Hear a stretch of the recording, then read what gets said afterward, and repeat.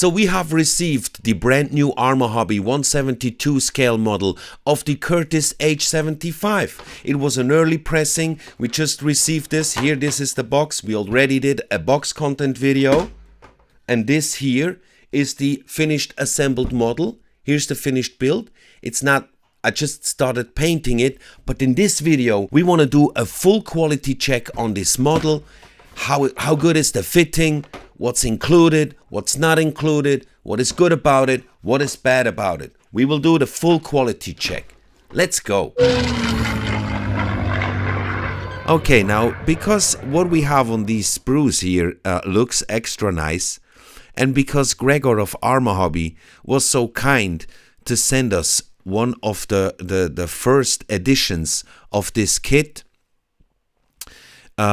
we had to start building it right away, straight away, because it's a brand new tooling and yeah, it looks very tempting. And we were not disappointed. But let me get into this later in the video. First, let's talk about the metadata of this kit. With metadata meaning like all the informations around the kit. So it has around 83 parts. I counted them myself, so it's possible that I made a mistake, but it's around 83 parts. They come in 3 sprues, of which one is clear. Obviously, the kit is in 172 scale, and on the ARMA Hobby webpage, it costs €21. It's a 2025 new tooling. Yeah, it's an ARMA Hobby kit, and the decals are also made by ARMA Hobby. On the parts, there is not much flash, maybe a little bit, but I mean, there's always a little bit, maybe some parts here and there to clean. I already mentioned it in the unboxing video, so to say, that what I really like is the kit is nicely detailed, but not over-engineered, not overly detailed. We saw it here in the cockpit. The cockpit has beautiful details. It's in the end, when everything is assembled together, it looks great.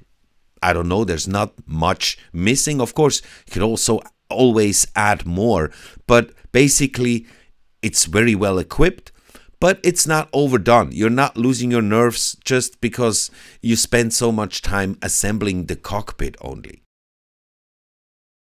So there are certain pin marks which maybe are better to sand away before you fit together the two wings, the lower and the upper surface of the wings.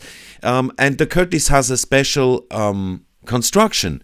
Like the lower surface and the upper surface, the wings are just two entire pieces, which you actually have to glue together quite early in the build, because the floor of the cockpit is already included in the piece of the upper wing. Now, because Gregor is really a cool guy, he did not only send us the kit, the brand new kit, he did also pack the 3D printed detail set with it. Now, these parts in the 3D printed detail set are quite fragile, very detailed and small. And the 3D file includes, because you will always have the 3D file in the kit, because the QR code for the 3D file is printed on the instructions. But in the pre-order phase of this kit, you could also order the already printed 3D file. That's what ARMA Hobby always does. And as I mentioned, Gregor is a cool guy, so he also packed the 3D printed detail set into the kit. So it comes with the bulkhead with seat and seat belts, the instrument panel with rudder pedals, exhaust tubes, gun barrels, the gun sight reflector, very fragile small part, and a ring and bead gun sight part for the cockpit.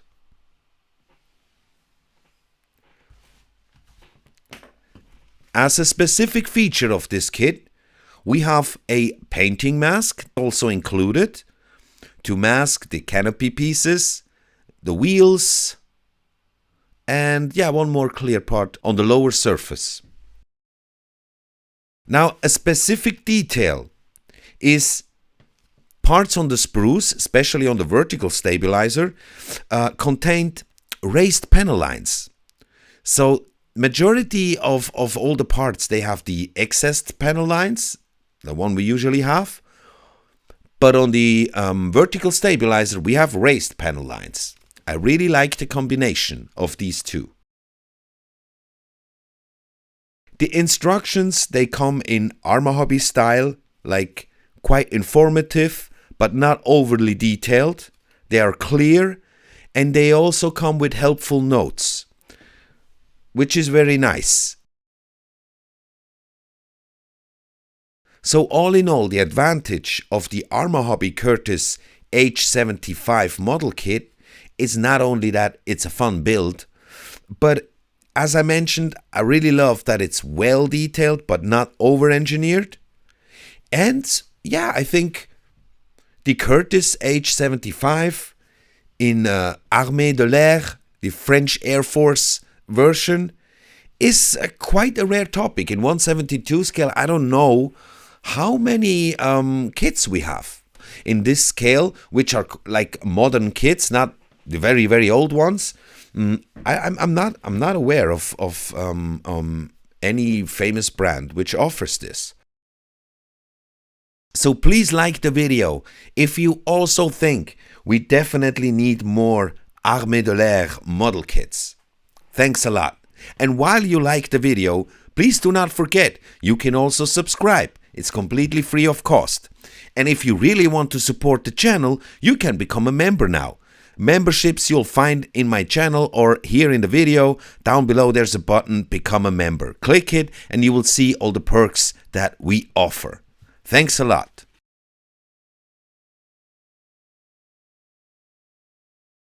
So trying to support the chromate effect of the light green chromate, I did a black primer coat first, but I used gloss black primer, not the flat drying one, but the gloss drying one. So using a black gloss primer can really enhance your result. It depends on which color that you use. Basically, the purpose of the gloss black primer is to, provide a very good, the best surface for metallic colors, metallic paints. But it can be used also for gloss paints. I mean, the light green chromate is not a gloss paint. It dries flat, but sort of flat. But as I said, I just tried to support the chromate effect.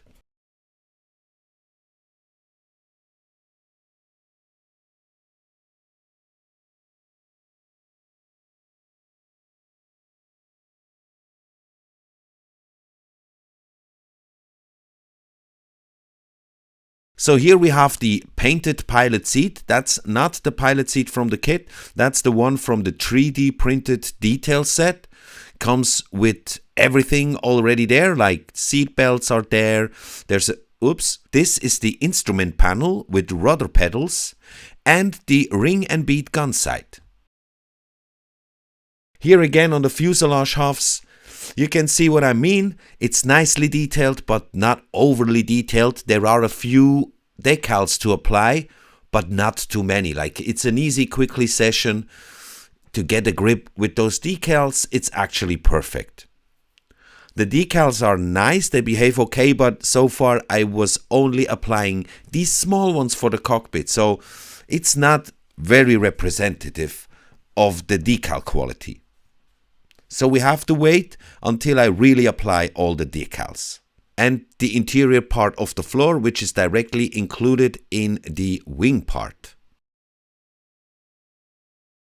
And here is the replication of the Pratt & Whitney Twin Wasp engine, which I used USAF light blue and of course the metal colors to paint it. I painted the entire interior with the light green chromate. I was first thinking of using interior green, but reference photos showed that it should be a brighter tone, less olive. So I thought the light green chromate is perfect. I already installed the instrument panel here. Now we go for the bulkhead with the pilot seat.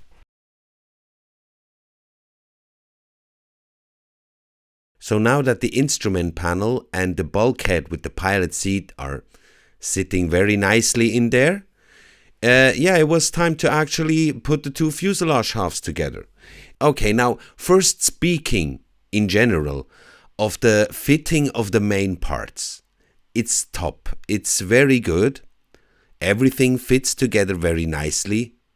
There are no real gaps. So all in all, when everything is assembled together, it needs a bit work. You cannot go straight into priming. You have to do a little bit of sanding, maybe apply some extra glue here and there, or maybe even use a bit filler. I didn't really use any filler. No, I didn't use any filler. I just added some extra glue here and there, and of course sanded down some of the seam lines.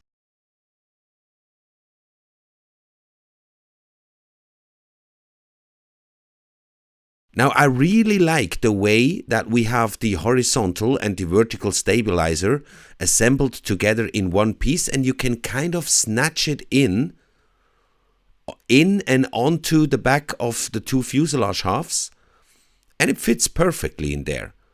So the way this is designed, the horizontal and the vertical stabilizer together, is very nicely done. Like this comes in one piece, you snap it in at the back of the fuselage and just apply some glue. But actually it would fit here in my example here. It even would have fit without any glue, because you snap it in and it's there. But just to be on the safe side, I applied some glue on all the connecting parts. When we talk about the parts, we also have to mention that the early pressing, the early versions, like the early birds of this model kit, they have a faulty part. It's the right part of the fuselage half. It's faulty and bowed out at the height of the cockpit, more or less. You know, like this one fuselage half, this one section is bowed out a bit. Now Gregor did send out a mail and asked me to check if I have this part which is slightly bowed out. And yes, I did, but you know, it was already too late, because it was more or less, the mail reached me more or less at the stage that we are in at the moment, so everything was already assembled together. He offered me to send a replacement part, but I told him, you know, thanks for the offer, Gregor, but it's already assembled, never mind, you know. And yeah, I can see it's bowed out a bit. It will maybe create an issue when we try to assemble the clear part, actually, you know, the canopy part, the main part. Because since it's bowed out, the surface will get quite small. The surface where the canopy part will have to stick onto the fuselage will get quite small. But yeah, I mean, I saw it. I saw it, that it was a bit deformed. But the way I see it, I think we can make it. It's fine. It's fine. So, of course, the Curtiss H-75 has these side windows, these two side windows. And in one of these, you have to drill a hole. I never had that before. I think that I had to drill a hole into the clear part.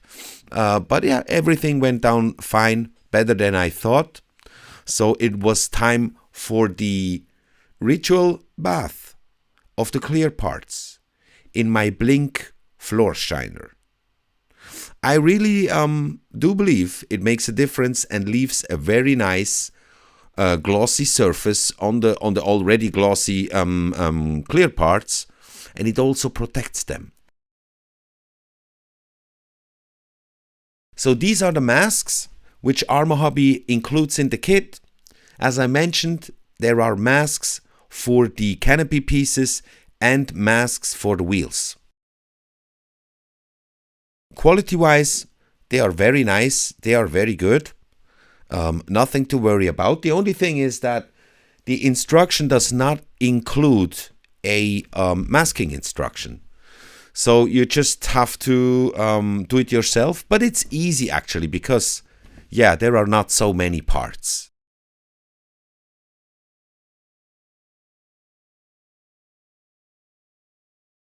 So now we have the moment of truth. Here, the front piece is now assembled. And now we have the main part, that main piece, which could create an issue due to the faulty part that we have, which is slightly bowed out. So let's see, let's find out. How good is the fitting? And as you can see here, I managed to connect it to the fuselage, but there's a gap. When the main part here joins the front part of the clear parts, there's a gap up here, which I have to fill with the PVA glue. As you can see here, I could easily fill that gap with PVA glue. Now I have already painted and meanwhile primed everything and even did the pre-shading, but you can see this gap has completely disappeared. So after the assembly, in the end, we have a very beautiful and fine looking model. So there's nothing to worry about. So please stay tuned for the next episode because I'm about to do a free-handed Armée de l'Air camouflage on this one. So we will do an episode about free-handed camouflage applied with the airbrush, of course. And meanwhile, please check out the unboxing video if you haven't already seen it. This kit is a great kit. It helps really, it takes away the stress. Building this takes away your stress, takes away the anxiety, and you just feel normal again. Human. So thanks for watching. See you in the next one. Bye bye.